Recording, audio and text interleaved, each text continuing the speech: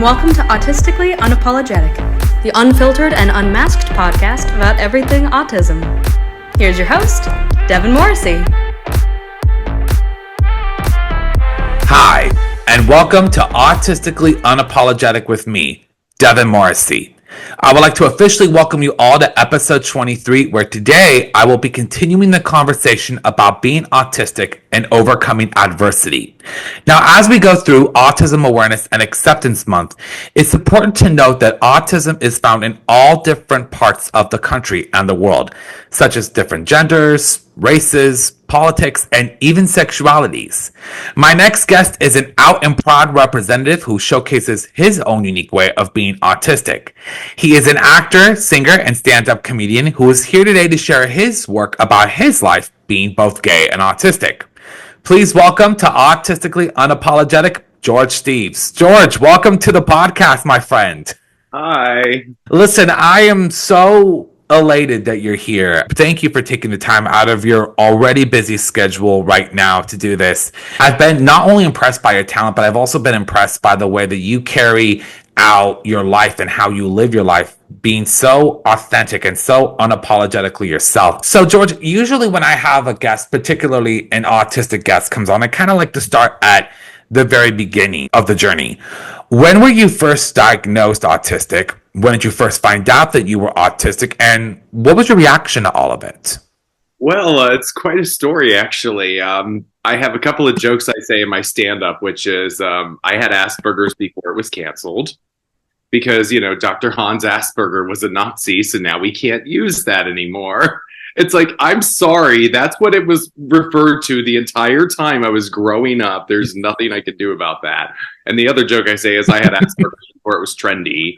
Because here's the thing, I grew up in the 1990s, and bear in mind, I grew up in rural Virginia. I was blessed to have the kind of parents I had who luckily had a lot of patience and were ready and equipped for something like this, because there was a pediatrician who did flat out tell both my parents, if your son had a different set of parents, he might have been dead by now.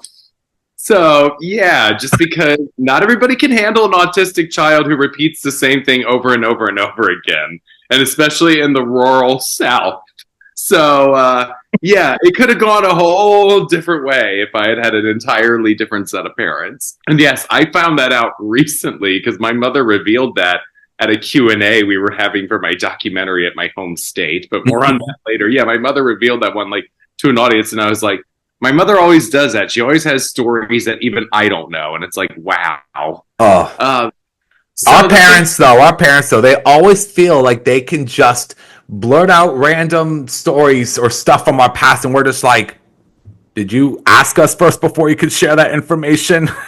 And it's like stuff that I didn't even know. Like, wow, I had no idea a pediatrician from Virginia flat out said that to my parents. Had no idea. But so the thing was, growing up in rural Virginia, I didn't get a later diagnosis. I actually didn't get my official diagnosis until I was 11. And by that point, my family had moved to Pennsylvania. And the thing was, in Virginia, I had an IEP. Originally, they were thinking it was pervasive developmental disorder. There was a possibility of ADHD, and I got that diagnosis right along with Asperger's as well, ADHD. And because usually those two got diagnosed hand in hand. I have a lot of jokes about it in my stand-up where I go, because here's the funny thing. I jokingly say, here's what the gay autistic boy experience is like in the 90s.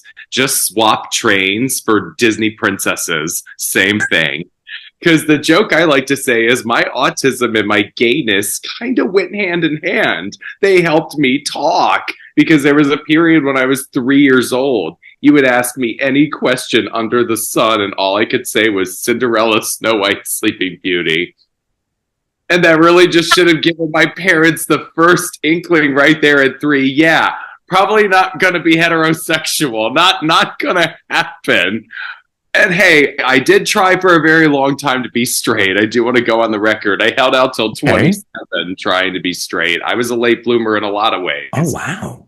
Late bloomer socially, late bloomer sexually. So yeah, my mother told me, because I asked her about it years later, why was I diagnosed so late? Because most boys get diagnosed at 3 and 4. And then one of the jokes I like to say is, I think if I had gone to the doctors and just said trains, they would have said autism right away. But because I said Cinderella, Snow White, Sleeping Beauty, they had no idea what to do with that. They were like, maybe it's not autism, maybe he's just really gay. How I found out the first time that I was different officially, and it was kind of a traumatic experience. I mean, I did always sense when I was growing up as a child that I was a little weird or off or different from everybody else. I think every child can kind of sense that they don't always fit in, or, and I certainly had my share of bullies and getting teased like most children do growing up. And I wasn't immune to any of that growing up. When I first found out I was different so my family moved to Pennsylvania in 2000 when I was in the 5th grade. We had left Virginia.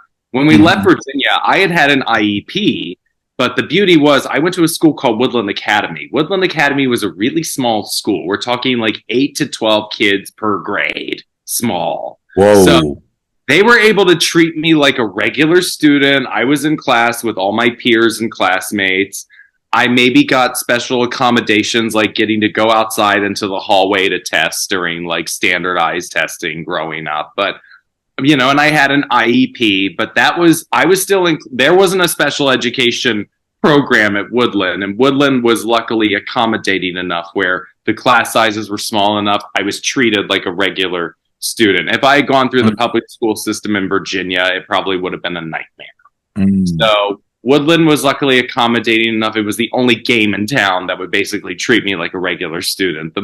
The Virginia public school system wouldn't have been as good for me in the 90s. And I had to go to speech therapy when I was a kid because I used to say all my TH sounds like F when I was a kid. So instead of saying throw, I would say throw it away. So I had to go to speech therapy classes when I was a kid. I had impediments. Ain't that the truth? Yep. And that was the best rural Virginia had for resources for kids on the spectrum in the 1990s was speech therapy classes. That was the best they could do. It was interesting growing up ahead of the curve. Now the kids who have autism today are so much more blessed because now there's so much more beyond awareness and resources and stuff. It's like, wow, I grew up in the last generation, the 1990s, the last generation where it was like before internet and limited resources on what was available and around, and especially in areas like where I was, which was rural Virginia in the 90s.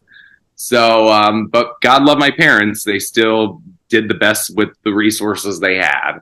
But by the time I got to Pennsylvania, I didn't want to go to a private school. I didn't like Woodland Academy enough to continue doing private school education. So I wanted to give public school a try. And we were going to a good school district. But then I found out I went to my school district's elementary school, Fort Washington Elementary, to finish out my 5th grade with the regular, kids, a regular class. But then I found out I was going to a different middle school. I wasn't going to go to Sandy Run Middle School, which was the middle school in my district. I was being shipped off to Cedar Brook, and I kept begging and pleading to get out of it, but the answer was no.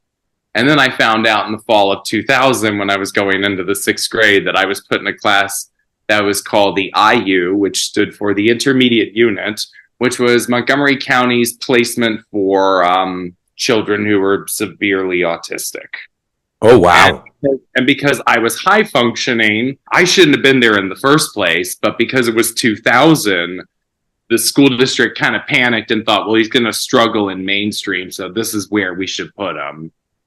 Now, luckily, it wasn't like I was trapped in that classroom all day. I want to give shout out and credit to my teacher, Mrs. Rash. I mean, when I got there, she realized I was high functioning. It's like, okay, I basically got to go out and be in regular classes and get graded like a regular student. So for all the classes, I basically got to go out in 6th and 7th grade and audit other classes and just basically go to 1st through 7th period or 8th period classes and just, I made the most of the sticky situation. And then, after 7th grade, I didn't want to do a 3rd year. And then by the time I got into 8th grade, then I was finally put back in like a regular student under learning support, which is where I really should have been the whole time. When I got my psychologist test evaluations years later in 2007, because I was applying to all these colleges and they wanted proof and documentation of my disability. The doctor who did the tests and evaluations told me And this is when I was 19. This is 2007. She said, what happened to you 7 years ago, first of all, shouldn't have happened to you, and it wouldn't have happened to you today. Mm-hmm. There are so many more books about it now. There's such a higher awareness to it. Yeah, you got the raw end of the stick. And even when I came back, because life came full circle, I came back when I was a senior in 2007, when I was 18. This was before my 19th birthday. Still in high school at this point. I was in my fall community college semester when I was applying to colleges to transfer for the following year out here in Southern California. When I came back, I taught drama to Mrs. Resch's current students.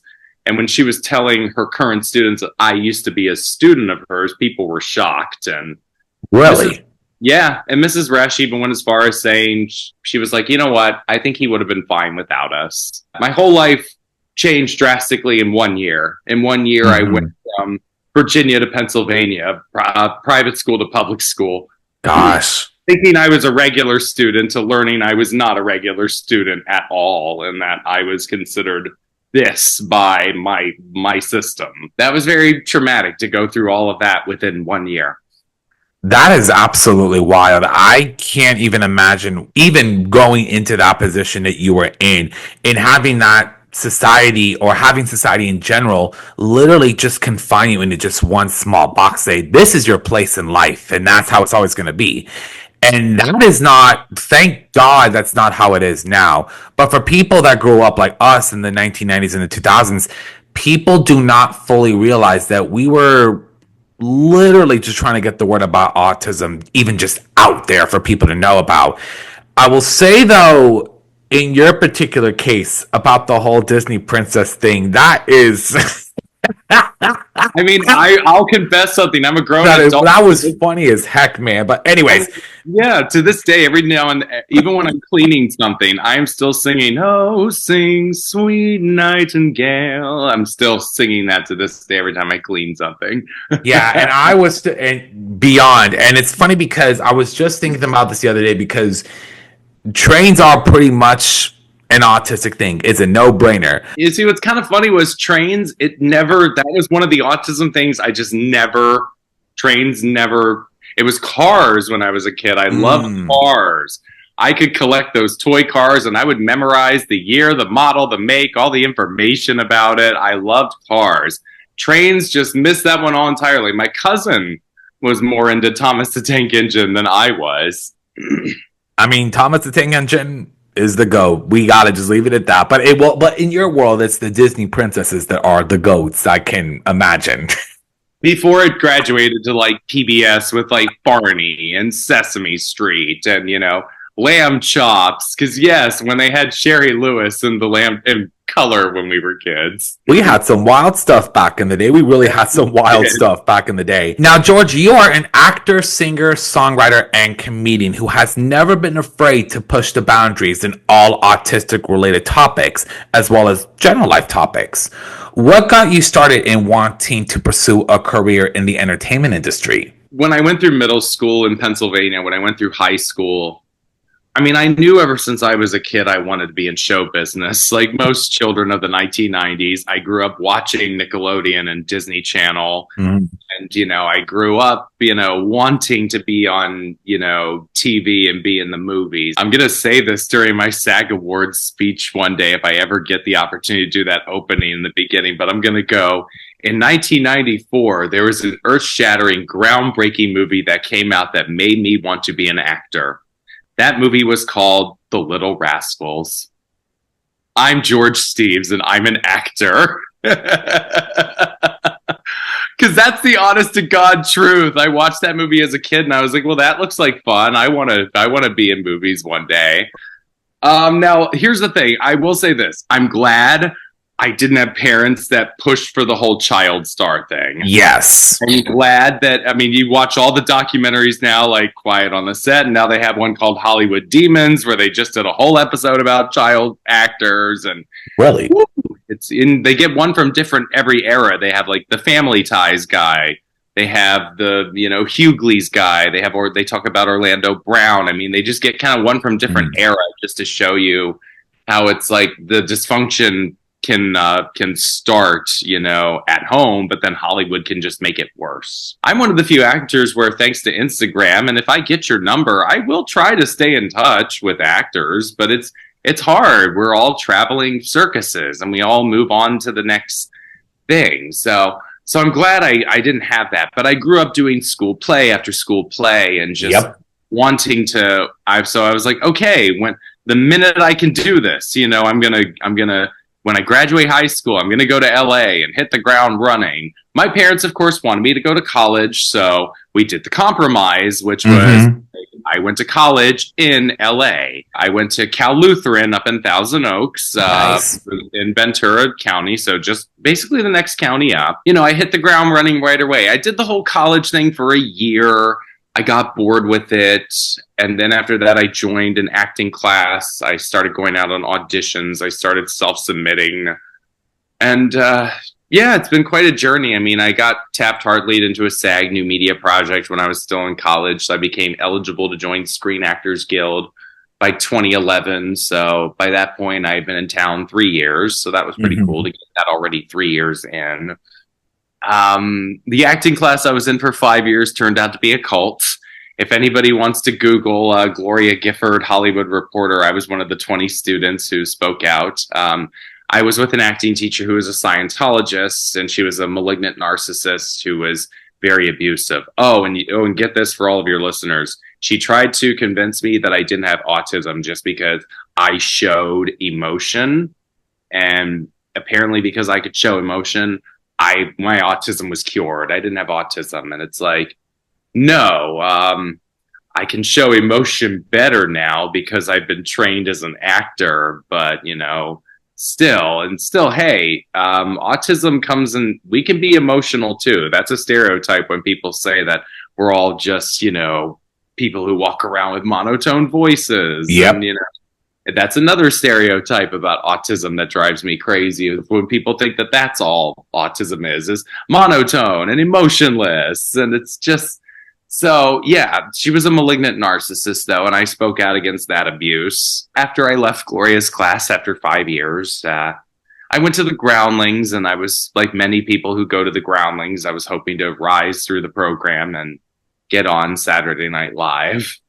But then that didn't happen, of course. And unfortunately, like many actors, COVID slowed down my momentum completely, and it's been a struggle to get it back. But, but the self-submissions, that's how I got Taft-Hartley, and that was how I got my extra job on GBF with Darren Stein. You, sir, are no stranger to TV and film. And as an actual member yourself of SAG-AFTRA, you have made credits in various projects, including GBF with Ivana Lynch and Joanna Jojo Levesque, Saving Paradise with William Mosley, and even on an episode of NCIS Los Angeles. How do you feel about getting to work with such well-respected actors and being on such well-known TV shows and movies? I mean, GBF was a wonderful experience. I knew JoJo from, Get Out, Leave Right Now. Of course, I knew JoJo. And I recognized Zosha Rockmore from Precious when I got on set, because she was in the movie, and I loved Precious. So I recognized like some of the people, but not everybody. I had to like Google who some of the people were, and I was like, oh, that's really cool. But I just didn't watch, I didn't watch Pretty Little Liars, so I had no idea who Sasha Peters was. Although what was funny was Sasha Peters' mom was really cool on set. She would just hang out in the corner with her book while her daughter was working, and if any of the extras were, I was an extra in the movie. If any of the extras, wanted to talk to her, she was totally cool and, not standoffish or anything. So her name was Zizi, and she was actually really cool. But the thing was, that was a labor of love. I mean, what was really cool was we weren't getting paid. It was SAG, ultra low budget. But what was really cool was we got a great deal out of it, which was if we got enough screen time, if we came for enough days and got enough screen time, we got a credit in the movie. So that was the first time ever in the summer of 2013. So yeah, 2013, first time I ever saw myself on the big screen, even though it wasn't any lines, but saw myself on the big screen. And first time I saw my name in the end credits on the big screen under high school students. Hey. That's what's Hey, up. I got to meet Darren Stein. I'm a diehard fan of Jawbreaker. We're still in touch to this day through Instagram. That's good. We have mutual friends, so occasionally we run into each other over the years. So yeah, it's awesome. And if he ever does make the movie musical version of Jawbreaker, I'm always like, I'm a little too old to play a high schooler, but I would love to play a teacher. I would be more than honored to play a teacher in Reagan High. Because yes, that was the name of the high school in Jawbreaker, was Reagan High. Our days of playing high school students, man, are long gone. They are I held out for out the door. A while though. The last time I went in for an 18 to look younger was 31. I lasted a long time. It was for Dear Evan Hansen, the movie. Are you serious? Yeah, I didn't get it, but that 31. I shaved, everything to look as close as young as I possibly could. Mm-hmm. But that didn't get the part. But which was funny, was an actor I know socially got the part. So and then I heard through a mutual friend of ours that he didn't even have to audition. It was just an offer, and I was like, well, of course it is. He's bigger than me. He has more credits than I do. And then, of course, Saving Paradise was the first job I booked, because I did Magic 8 Ball, My Life with Asperger's in 2017. Mm-hmm. And I started being represented by KMR, by Gail Williamson in 2017 as well. And I started going out on auditions for things, and here and there. It wasn't consistent like weekly, but it was every now and then, which I got. I was a member of SAG, but I still had, only credits that were like short films and something. Yeah, you were trying to build more on your resume and on your credits, which is super important. Yeah. Now, you've actually taken your talents of acting, singing, and stand-up comedy, and you've actually turned it into one-man productions. Now, you wrote the play Magic 8 Ball, in which you mix American pop culture, ambition, and public misunderstanding together. You also share a shocking statement that you auditioned for American Idol 9 times. I had absolutely no idea that was the case, and you never made it.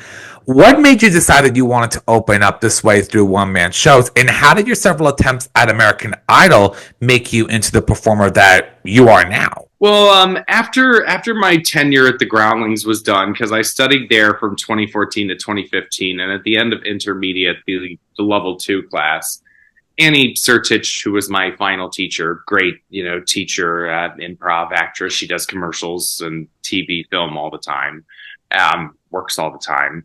But anyways, she basically sat me down. She was like, here's the thing. You're good at improv. You're great at information, but, with a beginning, middle, end, but you don't do characters the way Groundlings likes characters. Mm-hmm. And I figured, okay, when you're an autistic gay man, I guess it's kind of hard to make that more of a character than what it already is. So I started developing my one-man show, Magic 8 Ball, My Life with Asperger's. And originally I was going to center it on all the sketch comedy characters that I was starting to work on and develop at the Groundlings. And I was just going to call it my hour-long SNL audition. Then I was taking a meeting with this guy, and I just said, well, I have Asperger's. And he said, I was like, what about it? You have Asperger's? That's your story. That's your one-man show. Forget all the SNL stuff. Forget all the nobody's going to connect with that. A lot more people are going to connect with Asperger's. He was too much money, so I didn't, work with him for what he was charging. But I did take his advice, and I did run with it, and I did make that the center of my show. And the reason why I wanted to do a one-man show was I was watching an episode of Oprah's Masterclass on the OWN network, and Whoopi Goldberg was on, and Whoopi was talking about how she just wanted to work as an actress, but she wasn't having any luck finding any jobs. So she decided to put together a one-woman show to show everybody what she could do. And that was the beginning of her career, because she put out the one-woman show and it became a big hit. I was done at the Groundlings, and I had a manager and I had an agent, but I was still stuck in a rut and I wasn't having any luck getting any jobs. So that was why I decided to put on the one-man show and really be more open about being on the spectrum, because I wasn't open on the spectrum beforehand with my pursuit for an acting career. When I had previous agents and managers, they weren't selling me as an actor on the spectrum. KMR was the first agency I worked with that sold me as an actor on the spectrum. which I would say is a blessing and a curse, because Really? did I get some great auditions out of it and some great roles out of it? Yes. But do I only get called in for autistic roles? Yes. Mm. So part of Hollywood typecasting. So Unfortunately. that's a whole other battle that you have to go through as an autistic actor, unfortunately, is typecasting. But at the end of the day, I still have to be thankful for everything that Magic 8 Ball did. I mean, I got to tell my story, travel around the country, travel around the world, and meet so many other people on the autism spectrum. It led me to KMR. It led me to the credits of Saving Paradise with William Mosley, who was a true joy to work with on set. He was so lovely and just so kind. And it was an honor to get legendary character actor Paul Dooley, who I knew socially. I got him to play my grandfather in the movie. I saw Paul's one-man show in the summer of 2016 when he was putting it up at the Hollywood Fringe. And I got his assistant, Fiona. That was his assistant at the time, Fiona. I got her email, and a year later, I invited Fiona and Paul to come and see my one-man show. And Paul wrote a review and published it and said that was one of the best one-man shows I've ever seen. He wrote it was funny, original, honest, and most importantly of all, brave. And then so Paul and I knew each other socially over the years. So when I got the part and I knew that my character needed a grandfather, I said very boldly at the callback, if you pick me, I could get you Paul Dooley. And then after they made me the offer, I immediately called Fiona and said, they're going to call Paul's agency tomorrow. I'm begging Paul to do this. And he did it. And Paul's wife, Winnie Holtzman, who wrote the screenplay for Wicked, wrote the book wrote the book for the musical on Broadway as well. Creator of My So-Called Life, one of my favorite shows. She came up to me at the wrap party for Saving Paradise and said, the minute Paul found out it was you, he immediately said yes. Aw, that's awesome. It was actually in two different eras, believe it or not. The first 6 go-rounds were all when I was a teenager. I did it once when I was 16, once when I was 17, when you have to drag your mom kicking and screaming with you because you have to go with a parent or legal guardian. Really? Yeah. If you're underage, you have to have one parent or legal guardian there with you to be with you. If you're underage. If you're 18, you can come on your own. So when I was 18 and I just graduated high school at that point, I so desperately wanted to win American Idol and be on it in 2008. I wasn't taking no for an answer that year. So I saved up the money and I traveled to 3 other cities to try and make it happen. I went to Atlanta, Charleston, I went to Miami, and then I went back home to Philadelphia. So yeah, I tried 4 times in one summer to try and make it, and unfortunately no prevail. Didn't make it at any of the freaking cities, much to my frustration at the time. So they missed out, dude. I'm just saying, they missed out on your talent. I'm not the only one. There are tons of successful people like Colby Calais. There are so many successful people that auditioned for American Idol and just like me, didn't even make it past the. I mean, it's a cattle call. Thousands of people come and they only pick hundreds. And what you have to keep in mind is that they're casting a show. I worked with a voice teacher, Adriana McPhee, Catherine McPhee's sister. And I worked with Adriana, and she was like, look, I went on the road with the American Idol casting producers one year. I would want to put people through, but then the person next to me would turn to me and go, we already have 10 girls just like her. We already have 10 guys just like him. You have to bear in mind, it's not just about your talent or your story. They're casting a show. So 1 year later, after 6 tries, I gave up. I was just like, okay, I'm going to move to Southern California. I'm going to be in LA. I'm going to try to make it to the top on my own. I had a couple of things here and there. I met this musician named Chris in college, and we were trying to work together on some things, but that didn't work out. And then I met this producer named Steven, and I was going to be signed to his company and his manager's company at the time. They were going to merge, and I was going to be the first signed artist, but unfortunately that deal fell through. So I had a lot of almosts and not quite. After stuff was stalling, I figured, okay, I'm older, my voice is more mature. Let me go back and audition for American Idol again in my 20s. However, this time around, It's not the star maker that it once was in the 2000s. At this No. point, I'm going back in 2014 when it's not really a star maker anymore. And Yeah. here, I could tell the night and day difference, by the way, from being there in the 2000s versus being there in the 2010s. Really? 2000s, the stadiums are jam-packed with people who are singing everywhere, neurotically, just making sure their song is perfect. There isn't a corner where somebody isn't singing. Oh my gosh. Whereas in 2010s, everybody is just sitting and waiting. Everybody is calmer. And I was like, okay, I get it. Because, yeah, this show is not the make or break star maker that it once was. But Yeah. But my reasoning at the time was still, regardless, it's still good exposure and I could build something from it. So I went in and auditioned for the 7th time. I jokingly call this lucky number 7 because this was the first time I did a song called Lately by Stevie Wonder that Jodeci did in the 90s. Okay. For the first time ever, I got sent to the second opinion table. I was sent I was sent to the second opinion table, and then I sang it one more time, and then they gave me the golden ticket to the next round. So for the first time ever at 25, I got the golden ticket. I waved, I jumped, I screamed, I called my mom. I was so excited, but unfortunately, I blew it a little too early because I went to the head of the preliminary auditions, and I had to sing again, and my voice was tired. And they said to me, we like your passion, but your voice isn't quite there. Maybe next year. Oh my gosh. So you were that close. Yeah, that close at 25. I got to the head of the preliminary, and they had the questionnaire by that point. They knew about the Asperger's. I made sure to write that in there. They knew what my story was. They knew that I had tried out 6 times as a teenager, gave up, and then came back and unnumbed a dream, basically. Mm-hmm. And unfortunately, I went back and auditioned. After lucky number 7, I went back and auditioned 2 more times. I auditioned in 2015 for their farewell season in 2016. And then when ABC brought it back, I was barely under the age limit. So I went back and auditioned one more time in 2017. Wow.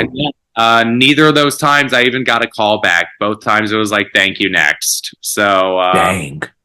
So lucky, I jokingly call that one lucky number 7. That was the only time where I got close out of the nine tries. Those were 3 times in my 20s.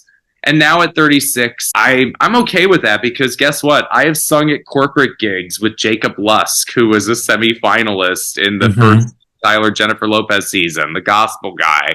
I've sang at choirs and corporate gigs with him. I've sang at corporate gigs with girls who were on The Voice, where we were all getting paid the same. So that's proof that I'm just as good as any idol or voice person because I got paid at the same corporate gigs they did and got the same amount of money they did. Mm-hmm. And it's one of those things where it wasn't meant to be. And anybody who's going to pursue this business, you never know what or when is going to hit. You really, really, really don't. And that's the interesting part about this business is that not everyone can make it all the way up to the top. It is a very select few. And the reality is not a lot of autistic people are up at the top, as there should be more. It's becoming more prevalent now in this day and age, but we have a long way to go, which is super important. Now, you continued your one-man production journey by premiering the one-man performance, Love and Sex on the Spectrum. You take people on your journey of discovering your sexuality later in life and how you navigate dating and finding love as a gay autistic man. What did this particular one-man performance teach you about your own life journey in terms of your sexuality, and what types of advice can you give to other LGBTQ plus autistic people out there? So after I toured with Magic 8 Ball, My Life with Asperger's, I did it for 2 years, 2017 to 2019. I had already done Saving Paradise at that point. And then right after Saving Paradise, I did NCIS Los Angeles as a guest star. It was just like, boom, boom. I got spoiled. But then unfortunately, COVID happened in 2020. The entire industry shut down. And that was when I was lost in the sea of self-tape auditions. So nobody was getting in-person auditions anymore. So everything was self-tape. And I was I was getting one audition after the other, but just wasn't getting anywhere. So I decided to take a risk with my second show and throw caution to the wind. This was my rebellious show. This was my, not wanting to be put in a box anymore. Because look, at the end of Magic 8 Ball, I talk about falling in love with a guy for the first time. Mm-hmm. But I had two directors who were a little more conservative when it came to sexuality and what I could discuss and what I couldn't discuss. And the edgiest I could get with the first one-man show is talking about cuddling with another guy. And for the second show, I worked with the director, Megan Ford Miller. She is a straight woman. I did want to make sure that we did border the line, but we didn't go over the edge. And there were still some people who felt like I went over the edge. But, I wanted to talk about my dating experiences. I wanted to talk about what it was like to come out late, what it was like to discover sexuality at a later age. And just to show that, once again, the stereotype when it comes to autistic people is that we're non-sexual and that, that's a neurotypical thing. That's not a neurodivergent thing. And it's like, I did that show to make a point to say, hey, we can be just as sexual as a neurotypical human. And I understood what I was getting into. Neither of my parents watched the show. I understood what I was getting into. And there were some people who loved the first show, but then came and saw the second show and did not like it at all. I mean, the original title was Experiencing Love on the Spectrum. But because I did talk about sex a little graphically at different parts, she was like, it should be called Experiencing Sex on the Spectrum. So I took a little bit of her note and I was like, well, I'm going to call it Love and Sex on the Spectrum. And also because so many people kept asking me, was I from the Netflix show or was I doing the Netflix show because of Love on the Spectrum? Yeah, I remember we were talking about this when we did our first showcase together, because I had just shot for my second season with the show, and it was funny because I did not know that you were actually being looked at as a cast member, which is so funny because looking back at it now, because the show premiered almost 3 years ago this year, and it's wild to think that, dang, if George would have been on that first or second season, or even now this recently released third season, you would have had audiences literally lit. I'm not kidding. I mean, I was interviewed for it, but unfortunately, and I'm friends with one of the casting directors, and he told me flat out that they felt like I came across too, quote unquote, career oriented. So it's like, okay, I get it. You're trying to, stay away from actors. I get it. You don't want actors, but I just had drinks with one of my friends the other night, actually, and he knows one of the producers from Love on the Spectrum, and I'm like ready to take him up on his offer. Like, yeah, I'm happy to take a meeting. I mean, look, I work as a tour guide now, so we don't even have to put on camera that I'm an actor. We could just say I'm a tour guide for Hollywood bus tours. So no mention of even me being an actor or any of the one-man show stuff, because that's what I was talking about in the interview, was all the stuff I was doing with my one-man shows. And they were looking for LGBTQ people on the autism spectrum. So I thought that was my shot because of being autistic and LGBTQ. But the career-oriented thing was the stop sign for me getting access to be on that show. So, but hey, if they ever want me for a future season, I'm not opposed. I mean, happy to take a meeting, happy to discuss and find out what the rules would be. I mean, I get it. I might not be allowed to talk about being an actor. That's cool. Yeah, I just wanted to push boundaries with that show. And I just wanted to show that, hey, gay, autistic, it comes in all types. And, it's not a one size fits all kind of spectrum. And look, some people are going to go through their whole life not being sexual, and that's okay.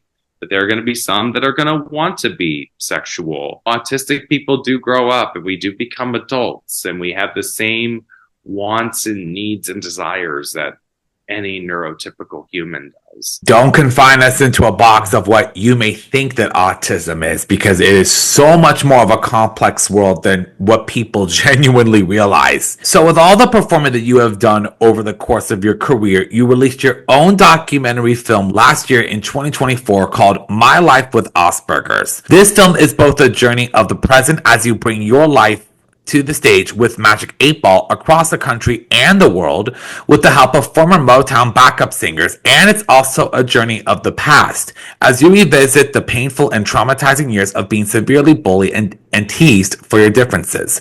What made you want to make this film and even include your own life experiences with the addition of personal home videos that a lot of people would never share? I started working on Magic 8 Ball, My Life with Asperger's in 2016. And that was the same year that I was working on this documentary in tandem. Really? So, it was a 8-year journey, 8-year process making this documentary from start to finish. I had several directors come and go from the project. When I was traveling with the show in 2018 to rural Virginia, and when I was traveling to Edinburgh, and when I was traveling to New York and Pennsylvania, all around the world, I had a filmmaker and a documentarian, Juliana Brudek, follow me as I performed this show around the country and around the world. And then we went back and shot the process of what it was like to create the show with Penny and Crystal, and what it was like for opening night at Hollywood Fringe, and winning awards for the show, and meeting people from all around the world on the autism spectrum, and getting the opportunity to give them a platform to tell their story and have their voices be heard. Because I didn't just want this to be about me. I wanted to make sure that other voices got lifted up and that other voices were shared and heard, because I wanted to show my audience watching this movie, look around you, look around the world. It doesn't matter shape, size, color, gender. Autism comes in all shapes, all sizes, all types, all genders, all sexualities. That is such a bold way to really describe your life, is by through this show. It was interesting just because I saw some clips just online, and it's interesting just to see how you open up in a way that I never knew that you could, because a lot of people would just sort of kind of keep to themselves about their own childhood and the traumatizing stuff that they went through growing up, in addition to learning more about themselves as they get older and as they grow more mature, more wiser. The way that you open up about even some of the stuff that you go through, like with the fact that you auditioned for American Idol 9 times, never made it except for the lucky number 7. That takes balls to do, and I really applaud you for doing that. And the fact that you were able to even take this Magic 8 Ball performance over the course of touring it all over the world, and then taking that and projecting it into this film 8 years later, it's huge, and I give you mad props for that. I would love to actually talk a little bit about another performance opportunity that you and I are both a part of. Epic Players is a neurodiverse theater performing arts company in New York City that opened a branch here in Los Angeles. Now, you and I are both inaugural members of its LA branch and have already performed in 2 cabarets and showcases with Epic since its West Coast launch last year. Epic is now set to show off its 3rd cabaret called Lights, Camera, Cabaret, that we are both a part of, again. That will occur on April 30th, 2025 at the iconic Dynasty Typewriter. What inspired you to try out for Epic, and what has been your favorite part of Epic so far? Well, it was actually kind of funny. I was actually kind of recruited for Epic. Really? Yeah, I was recruited. Oh my gosh. I totally didn't expect it. It was totally out of left field. And at that point, I just figured I had nothing left to lose. I mean, because it's been an interesting couple of ups and downs. I mean, unfortunately, after getting a guest star on NCIS Los Angeles, where I had a credit at the top of the show and I had a trailer and lines, I thought, okay, this is it. I'm gonna steadily work. 2020 is gonna be my year, and then boom. And then the industry just completely shut down, and then we didn't really recover in 2021 or 2022. And then 2023, we had both the strikes.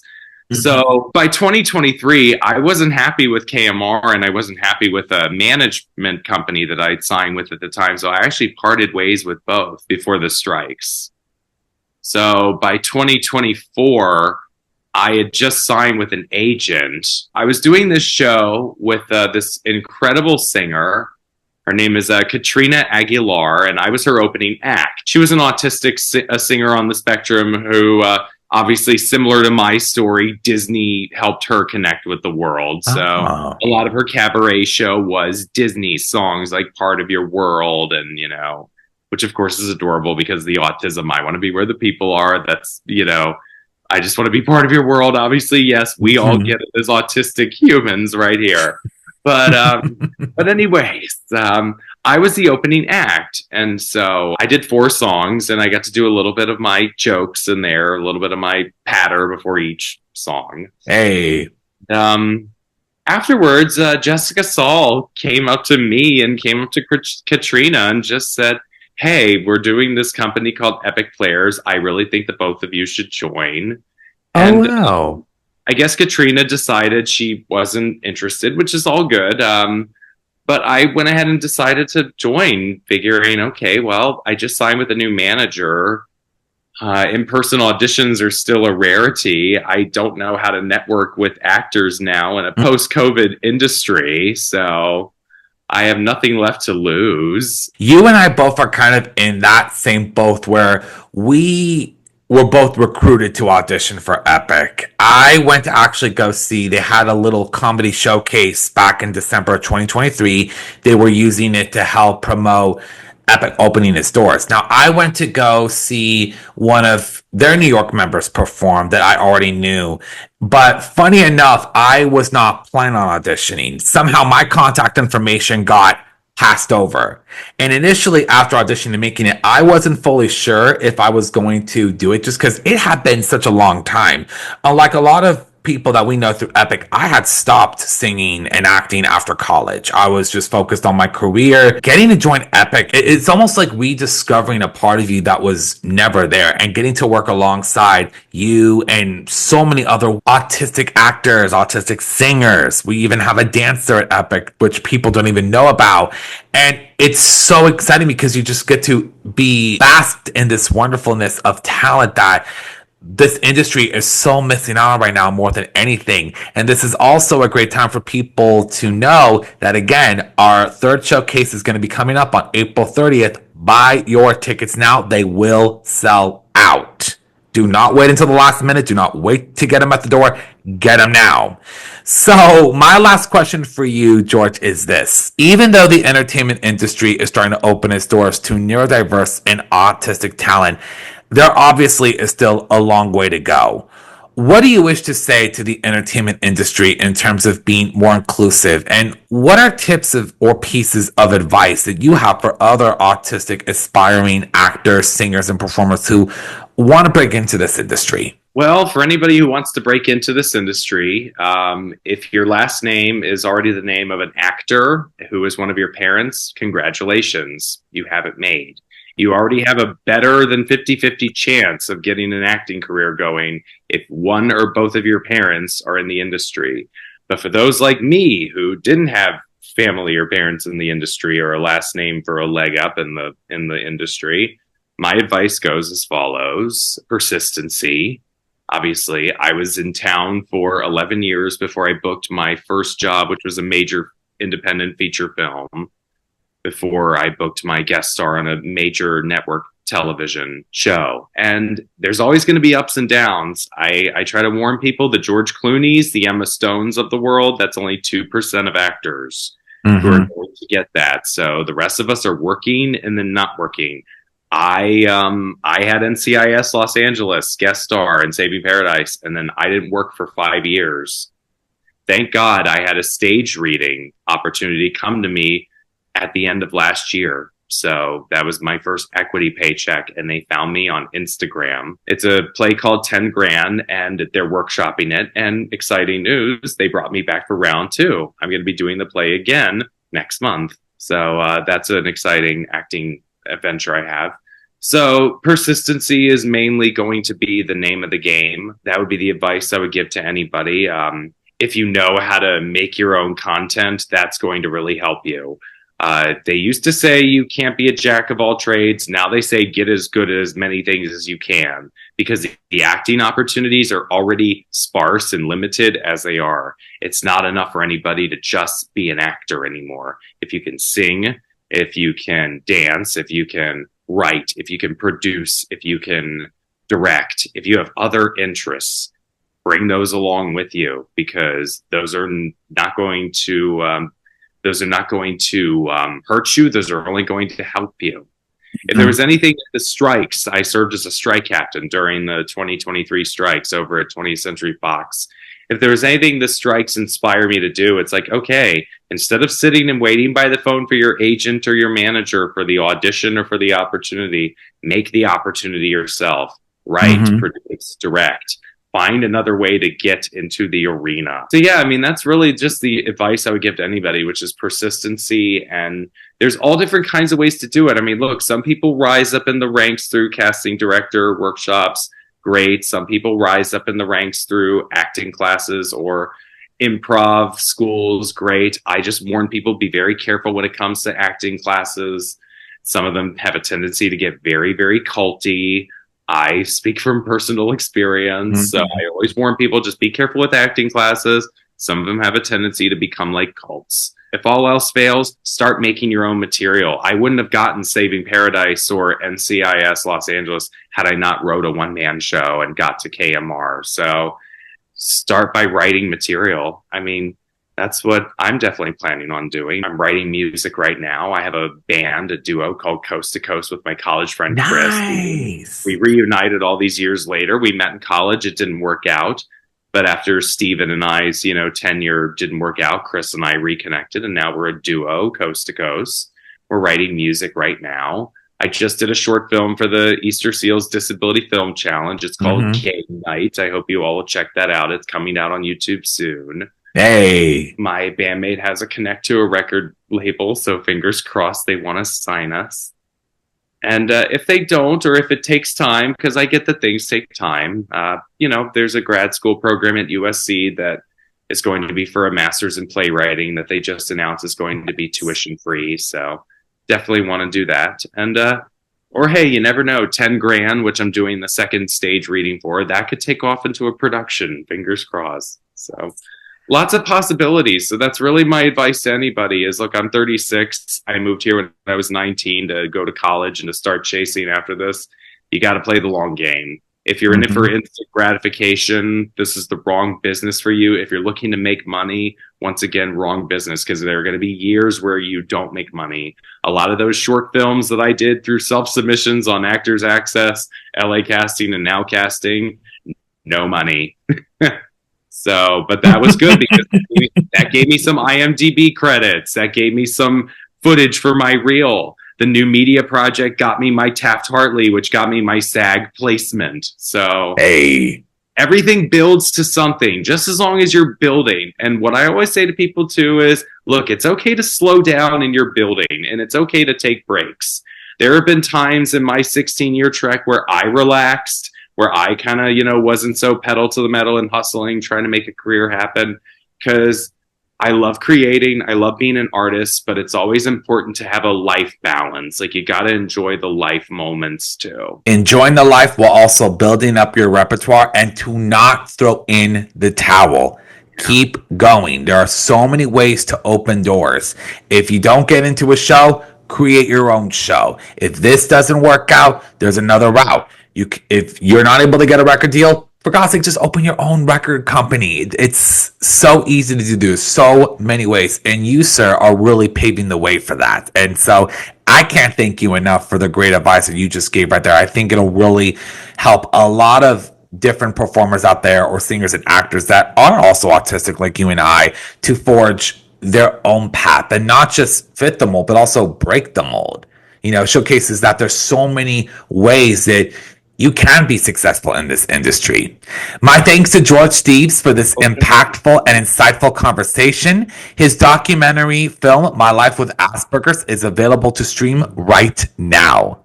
If you like what you heard on this episode and you want to hear other episodes or stay tuned for future ones, be sure to like, comment, and subscribe to this podcast. You can find us on Apple Podcasts, Spotify, and YouTube.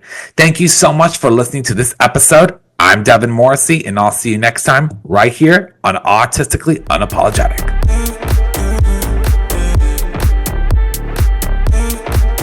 Thanks for listening to this episode of Autistically Unapologetic with Devin Morrissey.